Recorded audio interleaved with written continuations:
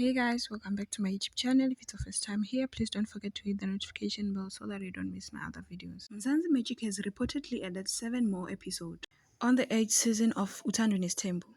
This might be the final season of the show. Season 8 has kept Mzansi glued to their screens, while they dish out drama after drama. From Musa's hospitalization after he suffered stroke, Samkelisiwe Kwela becoming the 5th wife threatening to leave, to the celebration of Musa's 50th birthday. All the drama that has been shared on this season had Mzansi dying with fear of missing out. Some has vocalized on the social platforms that they would like to relocate to Mzumbe to see everything that happens in the Mseleko homestead. Because 2 episodes per week is not enough. Recently, the entertainment commentator Jabulan McDonald took to his X page to share that according to Mzansi, 7 more episodes has been added to the current season of UTHANDO NES'THEMBU, increasing the total from 24 to 31 episodes.